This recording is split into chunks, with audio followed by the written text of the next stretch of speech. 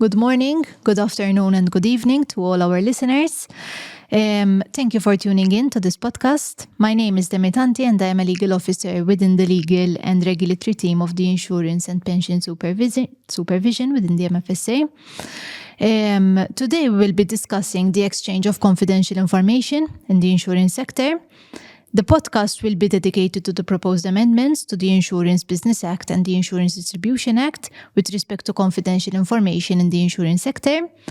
From my end, I will be giving you a background of the context to be discussed during this podcast, following which my colleagues will be delving into more detail.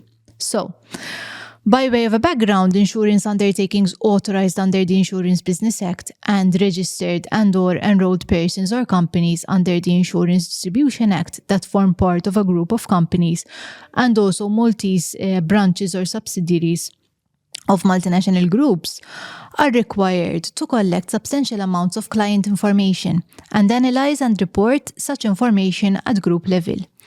Currently, Maltese legislation does not allow these entities, their branches or subsidiaries in possession of client information to share this information with entities within the same group, unless this exchange of information is amongst insurers, amongst intermediaries, or between insurers and intermediaries. This may be problematic as it does not allow insurance undertakings and insurance intermediaries that form part of a group of companies and also Maltese branches or subsidiaries of multinational groups to share client information with entities within the same group, unless this exchange of information is amongst insurers, amongst intermediaries, or between insurers and intermediaries. In view of this, the MFSA is proposing to amend the Insurance Business Act and the Insurance Distribution Act. It is important to note that these proposed amendments have been aligned with the current Article 34, Sub-Article 6 of the Banking Act, Chapter 371 of the Laws of Malta. In this respect, my colleagues Christian Aquilina and Andrea Zarafa will be explaining the amendments being proposed by the MFSA to the Insurance Business Act and the Insurance Distribution Act, respectively. Thank you. Thank you, Demi, for your introduction. So, before I delve into the amendments being proposed by the MFSA to the Insurance Business Act, I would like to bring to your attention what the law currently states and how the law is currently drafted. So, if you take a look at Article 60 of Article 1 of the Insurance Business Act, which deals with communication of confidential information, you will note that it states the following, and here I quote: "Notwithstanding the provisions of the Professional Secrecy Act, Article 257 of the Criminal Code shall not affect or prevent the exchange of information about policies, policyholders, potential policyholders, insureds, claimants, or other related parties amongst insurers, amongst intermediaries, between insurers and intermediaries, between insurers or intermediaries, or insurers and intermediaries and the Commissioner of Police."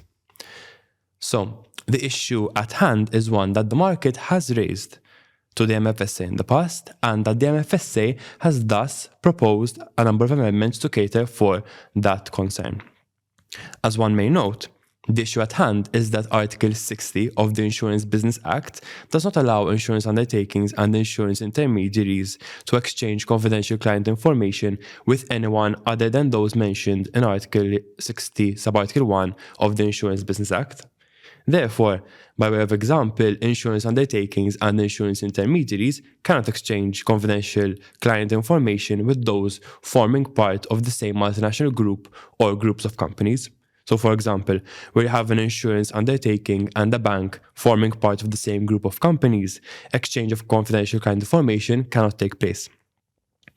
Now, the ultimate question that we are aiming to tackle through this podcast, and which I am sure that those listening to this podcast are interested in receiving an answer to, is basically how does the MFSA plan to address the issue at hand? In order to do so, the MFSA is proposing to introduce a new sub-article 3 to Article 60 of the Insurance Business Act. The aim of this sub-article is to allow insurance undertakings to communicate any information which is in their possession and which is related to the affairs of policyholders, potential policyholders, insureds, claimants, or connected persons, to other members of the group of companies of which that authorized insurance undertaking forms part, and the undertaking's holding company, or financial holding company, or mixed financial holding company, or mixed activity holding company, All of this whilst ensuring compliance with the provisions of the Professional Secrecy Act and with Article 257 of the Criminal Code. It is also important to note that insurance undertakings will also be allowed to share confidential information with any auditor or expert engaged to carry out a compliance assessment, or to an outsourcing service provider in whose favour activities have been outsourced, as the case may be. However, the most important thing to note in these amendments is that the exchange of confidential client information can only take place where such exchange is necessary for the proper carrying out of activities or for the fulfillment of obligations. And now, in addition to what I've already mentioned, the newly proposed Article 60 sub-Article 3 of the Insurance Business Act will also contain provisos which will require authorized insurance undertakings to make communication of client information subject to all proper safeguards and all proper controls. In this respect, the said provisos will ensure that the group company member, the auditor or expert, or the outsourcing service provider, as the case may be, is subject to equivalent obligations of data protection, confidentiality, and care as required under Maltese law and under any EU law, European Union law, including, for example, the General Data Protection Regulation, also known as the GDPR. Notably, however, this requirement is without prejudice to any provision of the PML FTR, also referred to as the Prevention of Money Laundering and Funding of Terrorism regulations. Finally, in view of the terminology that will be used in the newly proposed Article 60 sub-Article 3 of the Insurance Business Act, the MFSA also aims to introduce a number of amendments to Article 2 of the same Act. We're going to introduce a number of definitions. The aim behind these proposed definitions is to clarify whose information can be shared in accordance with the newly proposed Article 60 sub-Article 3.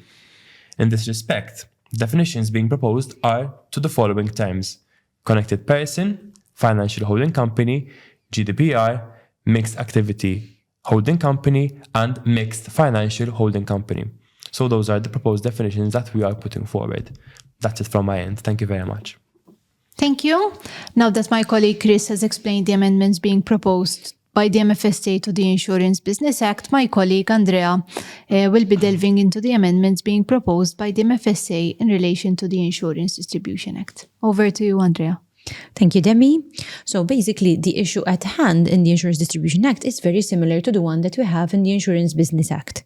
Currently, Article 46 of the Insurance Distribution Act, which deals with confidentiality, states that nothing in the same act will authorize the competent authority to inquire or cause an inquiry to be made in relation to a person acting as an insurance agent, insurance manager, insurance broker, tied insurance intermediary, or ancillary insurance intermediary into the affairs of any individual client of the enrolled person.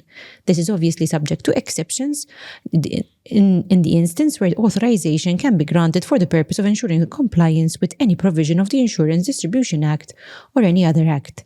The issue at hand here is that, as in the case with the Insurance Business Act, as outlined by my colleague, the article would not allow such enrolled persons which form part of multinational groups or a group of companies to exchange important client information for the fulfillment of their obligations. Now, how does the MFSA plan to address this issue? Here again, we are proposing to introduce a new sub-Article 7 to Article 46 of the Insurance Distribution Act. By means of this new amendment, we will allow insurance intermediaries to be able to share information on the identity of customers and account activity in the different sectors. This amendment will also allow enrolled insurance intermediaries, which form part of the group of companies, to communicate confidential information which is in their possession, always ensuring that they are complying with the provisions of the Professional Secrecy Act and of Article 257 of the Criminal Code.